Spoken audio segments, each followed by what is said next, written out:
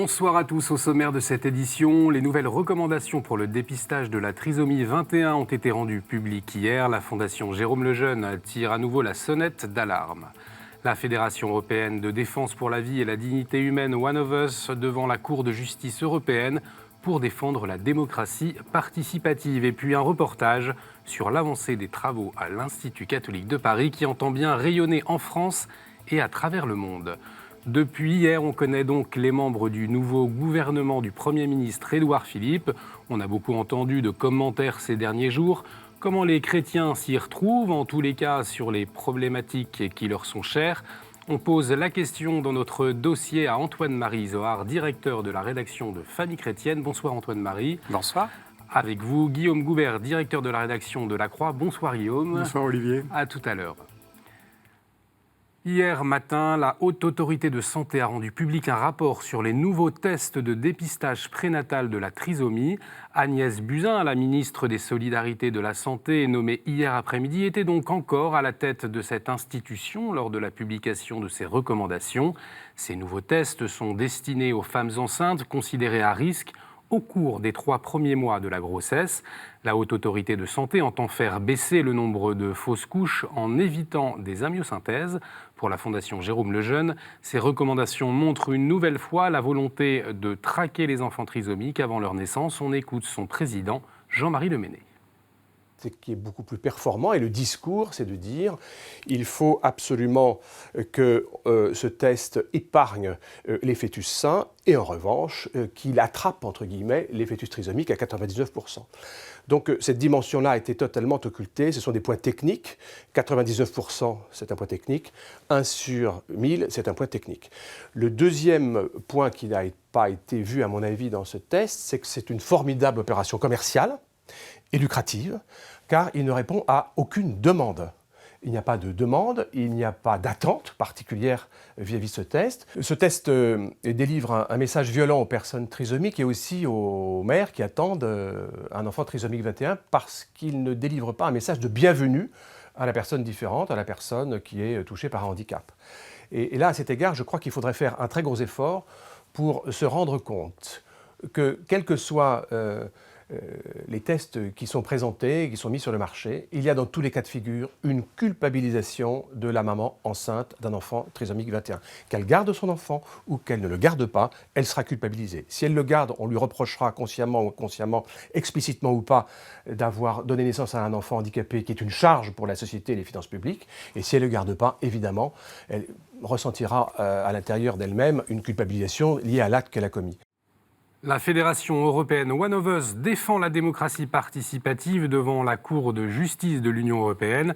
Une audience s'est tenue mardi au Luxembourg. Pourquoi ? Eh bien parce qu'en 2014, l'initiative citoyenne européenne One of Us a rassemblé près de 2 millions de signatures pour demander l'interdiction des financements européens pour les programmes de recherche qui engendre la destruction de l'embryon humain.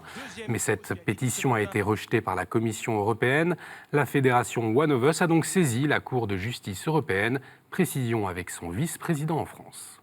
Alors, la décision de la Cour de justice de l'Union européenne est fondamentale parce qu'elle va permettre de comprendre si cette initiative citoyenne européenne est véritablement une politique assumée par l'Europe pour intégrer l'opinion des peuples, ou elle est simplement une imposture politicienne. Cette initiative citoyenne européenne a été lancée parce que certains pays de l'Europe refusent la recherche sur l'embryon humain et la destruction de l'embryon humain. Et donc cette politique transnationale vient enfreindre, vient contrarier des politiques nationales. La Commission des épiscopats de la Communauté européenne, la COMECE, salue la résolution du Parlement européen sur le gaspillage alimentaire, un texte qui demande une législation pour réduire la quantité de nourriture qui finissent dans les poubelles, et cela représente 88 millions de tonnes en Europe sur une année, soit 2 kilos de denrées jetées par chaque personne en une semaine. Ces dernières années, le pape François a exprimé à plusieurs reprises son opposition face au gaspillage alimentaire, notamment lors de son discours au Parlement européen en novembre 2014. On écoute Stéphane Lunt, conseiller à la COMECE. Quand le pape a parlé de scandale monumental de ce gaspillage alimentaire, qui met bien en lumière les excès de notre système économique, notre système de produire et de consommer. Il a raison, mais il n'est pas le seul. Quand vous parlez aux élèves, aux jeunes, il y avait récemment ici une belle manifestation avec des jeunes écoliers, et on leur demandait « mais qu'est-ce qui vous dérange le plus ?» Ils disent « qu'on jette autant de la nourriture ». Quand vous parlez avec les agriculteurs en France, souvent j'ai eu l'occasion de discuter avec eux, ils me disent ça nous pèse, on ne supporte pas, on a du mal à vivre avec l'idée que un quart, 20%, 30% de notre production seront jetés. C'est pas conformément à nos valeurs. Et donc je crois que nous avons là un sujet sur lequel tous les Européens peuvent se battre, et le Parlement européen a hier montré vraiment le chemin, l'orientation à prendre. Et toujours avec la Comessée, ses responsables ont rencontré mardi après-midi le pape François à la résidence Sainte-Marthe. Ils lui ont présenté le projet du congrès international qui aura lieu à Rome du 27 au 29 octobre prochain. Un événement avec des leaders européens dans la dynamique des appels du pape à refonder l'Europe selon ses racines. Le message principal de l'Église est de remettre l'homme au cœur de la politique européenne. C'est ce que nous a confié Monseigneur Cockrols, vice-président de la Comessée. Toutes les réalités sociétales s'articulent autour de la dignité humaine et du bien commun. C'est pas le pape François qui l'a inventé, c'est en particulier au cœur du message du Concile Vatican II et de la déclaration Gaudium et Spes, la dignité de l'homme, le respect pour la personne, mais en l'articulant avec son engagement dans une société. C'est pour le bien commun qu'il s'agit de respecter la personne, ses aspirations à la transcendance, mais aussi ses aspirations à une vie heureuse, c'est-à-dire à un travail, à une vie de famille, etc., etc. Donc tout est dans tout. C'est un peu le discours du pape François aussi de dire ne séparons pas les questions, mais ayons une approche assez globale de ces problématiques. Après les nouvelles violences qui ont secoué la Centrafrique, la médiation du cardinal Zapalenga, l'archevêque de Bangui, a permis un retour à la paix. Dans la nuit du 12 au 13 mai, un groupe d'hommes armés de la milice chrétienne anti-Balaka a attaqué la ville de Bangassou. 115 corps sans vie ont été découverts après l'attaque. Après plusieurs jours de violence contre la communauté musulmane, l'intervention du cardinal Zapalenga a permis le retrait des miliciens. La force de l'ONU en Centrafrique, la MINUSCA, a indiqué que les casques bleus reprenaient progressivement le contrôle de la ville. Pour la première fois, l'Institut catholique de Paris dévoile l'avancée de ses travaux. Mardi, l'ICP a ouvert ses portes à 15 anciens élèves en présence de l'architecte Jean-Marie Dutilleul. Ils ont pu découvrir en avant-première l'avancée du chantier, commencé en juin 2015. Reportage. En plein cœur de la capitale, la fin des travaux de rénovation de l'Institut catholique de Paris touche à sa fin. Pour la première fois, des anciens élèves de l'ICP visitent le chantier de rénovation en compagnie de l'architecte Jean-Marie Dutilleul. L'été sera passé à rôder les installations pour les gens qui gèrent les lieux, etc. Donc rentrée de septembre-octobre, il y a du monde ici partout. Ça va pas l'air comme ça, mais là c'est presque fini en fait. L'occasion pour eux de découvrir les nouveaux espaces de travail, comme cet auditorium de 400 places. L'ICP se développe, avait besoin de locaux nouveaux. Et puis l'ICP devait aussi pouvoir accueillir toutes sortes de personnes, notamment les personnes en situation de handicap, ceux qui ont besoin d'ascenseurs. Il n'y avait qu'un ascenseur, on a mis 3 nouveaux, devait se mettre aux normes en matière de sécurité incendie, etc. Donc on a fait un grand paquet, les besoins de mise en relation, les besoins de locaux, les besoins de mise aux normes de notre siècle. Avec de nouvelles salles de coworking, des espaces de projets numériques ou encore la création d'un laboratoire de production vidéo, l'ICP veut devenir un boulevard des rencontres. On en a rêvé, c'est-à-dire que moi j'étais étudiant ici, ça va bientôt faire 10 ans, et c'est vrai qu'on était assez à l'étroit, c'est l'époque où les effectifs étaient doublés chaque année. Et là, nous avons physiquement à l'ICP ces espaces, ce qui ne peut que contribuer à son rayonnement. L'Institut catholique de Paris a également décidé de créer une nouvelle entrée principale sur l'avenue Vaugirard, dans la même direction qu'une autre grande université, la Sorbonne. une véritable volonté d'ouverture avec le monde universitaire et intellectuel parisien. Et puis Monseigneur Borden, le recteur de l'Institut catholique de Paris, a été reconduit à la tête de l'établissement. L'Assemblée des évêques fondateurs et le Conseil d'université de l'ICP lui ont renouvelé leur confiance. Son second mandat débutera le 1er septembre. Demain, c'est la Saint-Yves, patron des avocats. Comme chaque année, ils seront nombreux à participer au Grand Pardon de Saint-Yves le week-end prochain dans la cathédrale de Tréguier, en Bretagne. Il sera présidé cette année par Monseigneur Jean-Paul Jamme, l'évêque de Nantes. Mais à Paris, une messe de la Saint-Yves a déjà été célébrée mardi soir à la Sainte-Chapelle du Palais. Présidée par Monseigneur Jachier, évêque auxiliaire de Paris, la célébration a été organisée par le groupe catholique du Palais et l'Association des magistrats et fonctionnaires de justice catholique de Paris. On voit sur cette image Guy Hamel, le secrétaire général du groupe catholique du Palais, Denis Talon, son président, et Bruno Richard, son président d'honneur. Ils ouvrent la procession qui est partie des locaux de l'Ordre des avocats pour rejoindre la Sainte-Chapelle. Et puis aujourd'hui, c'est aussi le 97e anniversaire de la naissance de Saint Jean-Paul II. Il est né le 18 mai 1920 à Wadowice en Pologne. Le fondateur des Journées mondiales de la jeunesse en est aussi le saint patron. Comme vous le savez, les prochaines JMJ auront lieu au Panama du 22 au 27 janvier 2019. Et un autre événement d'église pour les jeunes, c'est le Synode des évêques qui aura lieu en octobre 2018. Son thème, les jeunes, la foi et le discernement vocationnel, c'est le sujet choisi par le Père Armogat pour sa chronique. On l'écoute.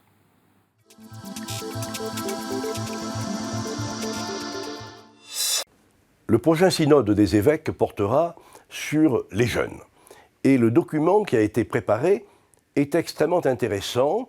Il a des lacunes, mais précisément c'est un document de travail que nous sommes appelés à compléter et à enrichir. Il y a deux constats. Le premier, c'est une rupture de génération. Les personnes de ma génération ont été élevées dans le catholicisme. Vous avez élevé vos enfants dans le catholicisme. Ils ont souvent tout largué en cours de route. Et vos petits-enfants ne sont pas anti-religieux, simplement, ils ignorent la religion. Ils ne savent pas de quoi il s'agit. Et donc ça, c'est un premier constat. Nous n'avons pas affaire à des gens qui sont hostiles au catholicisme, mais à des personnes qui sont indifférentes au catholicisme. Et ça, c'est le constat qui est général, partagé à peu près dans tous les continents. Alors, le deuxième constat, qui est plus positif, c'est de dire que face à cela, d'abord, nous croyons que Jésus a donné une assurance à son Église, que l'Église ne va pas disparaître. Elle est fondée sur les paroles du Maître et sur la vie du Maître qui est ressuscité. En second lieu, ce n'est pas par des méthodes de contrainte ou de rabâchage que nous pourrons transmettre ce qui fait notre foi, ce qui fait notre vie, mais c'est en éduquant les jeunes à la liberté. Autrement dit, en leur permettant, par le silence, par la contemplation, par la méditation, de laisser parler en eux le maître intérieur. Le Saint-Esprit est un peu l'oublié de notre théologie. Eh bien, nous devons croire vraiment que l'Esprit Saint est à l'œuvre dans le cœur des filles et des garçons, et que c'est lui, et non pas nous, qui va leur enseigner ce qu'il faut croire et ce qu'il faut connaître. Le document est disponible sur le site du Vatican, et je ne peux que vous encourager à le lire. Il est destiné aux évêques, mais tous les fidèles sont appelés à le lire, et surtout à envoyer vos suggestions et vos remarques à votre évêque, à l'adresse de votre diocèse, en mettant « Synode sur les jeunes 2017 ». Bon travail. Merci Père Armogat. Qu'est-ce que vous proposent les hebdomadaires chrétiens dès demain? Tout de suite, la revue de presse.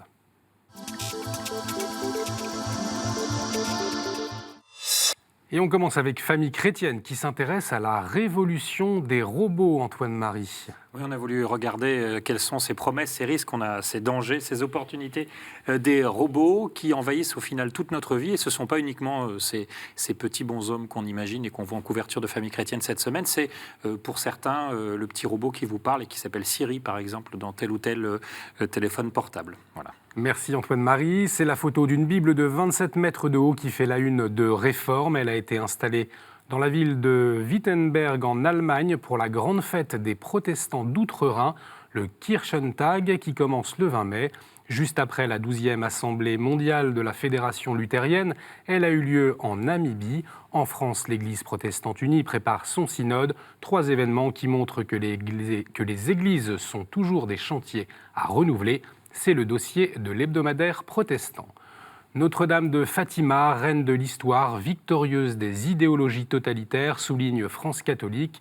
Le père Daniel Ange signe un dossier où il revient sur les moments forts du voyage du pape dans le sanctuaire marial portugais, mais surtout il rappelle et met en perspective les propos de la Vierge Marie aux 3 jeunes bergers. Notre-Dame a demandé la prière, la conversion, la pénitence et la réparation. Pèlerin propose un reportage à la frontière du Sud-Soudan sur la vie des réfugiés. Plus de 830 000 habitants ont fui la guerre civile pour se réfugier en Ouganda, pays voisin. Les journalistes de Pèlerin ont pu séjourner dans les camps de réfugiés qui accueillent chaque jour entre 1000 et 2000 nouveaux venus. Après avoir couvert la campagne électorale et la présidentielle de façon soutenue, La Vie propose maintenant de se détendre avec un dossier sur le yoga. Mais Jean-Pierre Denis, le directeur de la rédaction, consacre tout de même son éditorial sur le nouveau président en essayant de définir le macronisme, je le cite, « un pouvoir assez pyramidal, consolidé par la seule loyauté à l'homme providentiel. Le processus de sélection des candidats aux législatives illustre cette verticalité descendante, doublement paradoxale dans une époque qui valorise le participatif. » Voilà un échantillon de ce que vous proposent les hebdomadaires chrétiens cette semaine. Place à notre dossier.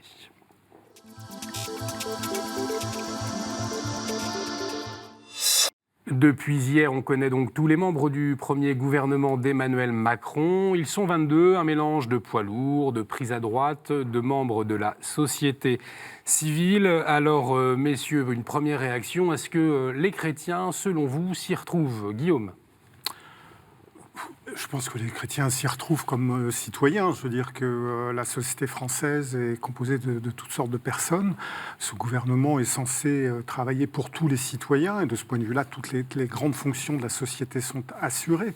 Ce qu'on peut dire, c'est qu'il y a un ministre de l'Intérieur qui est Gérard Collomb, qui a une conception de la laïcité qui me paraît être dans une saine tradition.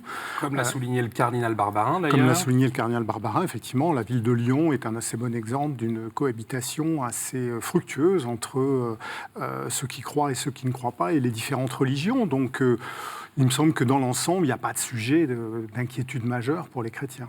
Guillaume Goubert, satisfait. Antoine Marie. En famille chrétienne, on a quelques inquiétudes. On en parlera peut-être tout à l'heure sur les questions de famille, sur les questions morales.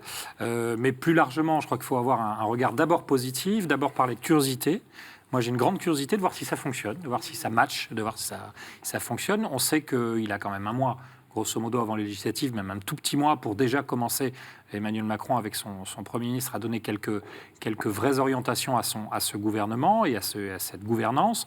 Après, on voit que l'économie est plutôt proposée à droite, avec des prises qui ne sont pas vraiment des grandes prises à droite, mais enfin, malgré tout, des prises à droite, le social à gauche, des gens issus, dit-on, de la société civile, même si le terme est assez insupportable, mais des professionnels, des experts, et ça, c'est plutôt assez rassurant. Donc, j'ai une grande curiosité pour voir si ça fonctionne, mais quelques inquiétudes aussi.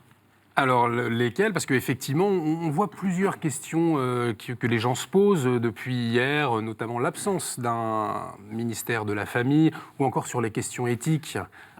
Guillaume? Les questions éthiques ne relèvent pas traditionnellement d'un ministère dans l'organisation gouvernementale française. Je veux dire, les questions éthiques, elles traversent tous les ministères. La question de l'absence d'un ministère de la Famille, on peut dire aussi qu'hier, il y a des jeunes qui ont protesté parce qu'il n'y avait pas de ministère des jeunes, il n'y a pas de ministère des femmes de plein exercice, il n'y a pas de ministère du logement, il n'y a pas... Voilà. Je pense qu'il faut quand même pas s'arrêter à une conception trop... cloisonnée ou corporatiste de la composition gouvernementale. Je veux dire, ce qu'il faut voir, c'est ce gouvernement à l'œuvre, effectivement, quelle va être sa politique vis-à-vis de la famille, quelle va être sa politique dans les sujets qui touchent aux préoccupations éthiques.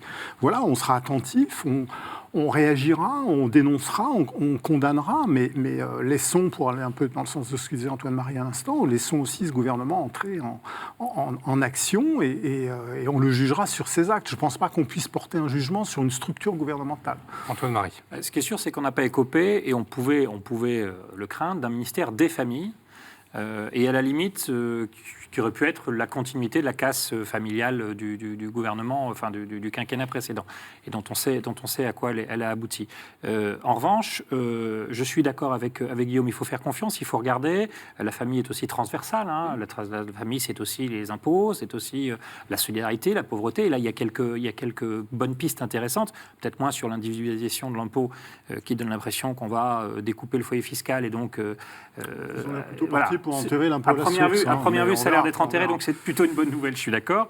Non, quelques inquiétudes sur des personnalités. Vous parliez à l'instant, au début de ce journal, d'Agnès Buzyn, qui a été à la tête de la Haute Autorité de la Santé jusqu'à hier matin, et qui, le matin même, favorisait, ou du moins faisait la promotion du dépistage de la trisomie 21. Point positif, on prend dans le même gouvernement une Sophie Cluzel, qui est la maman de 4 enfants, dont une fille atteinte de la trisomie 21, donc et issue du milieu associatif. Donc ça, c'est un point positif. Point inquiétant, ce ministère de l'égalité de l'homme et de la femme. Alors là, je suis complètement d'accord. L'homme et la femme sont égaux. Il n'y a pas un pli. En revanche, il ne faudrait pas qu'on devienne demain, qu'on aille vers un ministère de l'uniformité. Voilà. Ça peut être un peu inquiétant. On sait que cette ministre, en jeune ministre, a eu des propos sur la religion qui sont assez insupportables. Mais enfin, après, une fois de plus, ça fait partie du panel. Il a pris de droite, de gauche. Et alors, il y a par contre un aspect très positif. C'est Jean-Michel Blanquer, le nouveau ministre de l'Éducation, dont on sent que là, c'est un pragmatique, c'est un homme qui n'est pas très idéologue et qui veut revenir aux fondamentaux. Ça rassure un peu la famille chrétienne. On l'a entendu dans votre voix, Antoine Marie, des points positifs, des points peut-être un peu plus inquiétants. Est-ce qu'on n'a pas le sentiment qu'il y a des signaux un peu paradoxaux qui sont envoyés, Guillaume ? C'est vrai qu'on est dans une période très paradoxale, avec beaucoup de choses étonnantes, et à la fois un renouvellement profond et en même temps un retour à des choses très anciennes et très hiératiques, comme par exemple de recréer un ministère des Armées, qui est un titre qui n'avait pas été utilisé dans l'organisation gouvernementale depuis Pierre Messmer et la fin de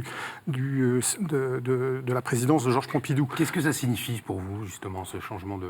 Je pense que ça veut dire que Emmanuel Macron prend très au sérieux ses fonctions dans le domaine militaire et prend très au sérieux les questions de sécurité nationale. Ce qu'on a senti dès le début. Ce qu'on a senti dès la passation de pouvoir, effectivement. Mais un petit mot juste positif pour parler de Nicolas Hulot. Alors tiendra-t-il ? On n'en sait rien, parce qu'il va être un peu... entre les accords de grands groupes et la protection de l'environnement, le suivi, et ce qui tient à cœur à Nicolas Hulot, ça peut être un peu compliqué dans un gouvernement Macron.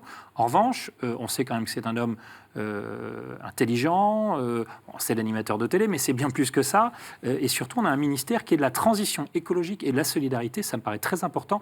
J'ose dire, on me le reprochera peut-être, qu'il y a un peu de Laudato aussi derrière ça, et ça me rassure.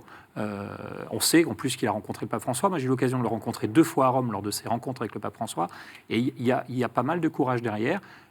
Après, je ne suis pas d'accord avec tout ce que fait Nicolas Hulot, mais il y a certainement du bon dans ce ministère-là. Un peu de la haute hâte aussi chez Nicolas Hulot, Guillaume Goubert.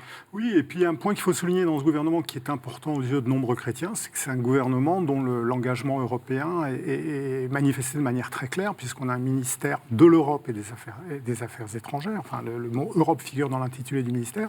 Et, l'embauche de Sylvie Goulard, qui est une vraie figure européenne, une personne très engagée sur le plan européen. Et on sait à quel point les questions européennes tiennent au cœur de beaucoup de catholiques. Une dernière question, il nous reste assez peu de temps. À propos de la GPA, alors là aussi, on sent qu'il y a un flou. En tout cas, sur les réseaux sociaux, sur Internet, ça s'agite un petit peu. Quel est votre regard sur cette question-là ? Nous, entre deux tours, on a eu un contact avec un proche, visiblement, mais c'est encore à creuser, d'Emmanuel Macron, qui nous parlait d'un moratoire sur les questions de bioéthique en particulier. Si vraiment Emmanuel Macron s'engage à ce moratoire, pour se dire que finalement le sociétal n'est pas l'essentiel des problématiques de la France aujourd'hui, je serais assez confiant. Voilà, à suivre. C'est ce qu'il avait dit dans l'entretien qu'il avait donné à la Croix au mois de mars, effectivement, qui ne mettait pas ces questions-là en priorité et qui ne voulait pas diviser la société française sur ces questions-là parce que c'était une énorme perte d'énergie qui empêchait d'avancer sur d'autres sujets comme ceux du travail et de l'emploi. Merci beaucoup Guillaume, merci beaucoup Antoine-Marie d'avoir partagé vos points de vue. Merci à vous de nous avoir suivis. Vous pouvez retrouver cette émission sur notre site internet KTO. tv.com. Réagissez également avec le hashtag #AlaSource. À la semaine prochaine. Excellente soirée sur KTO.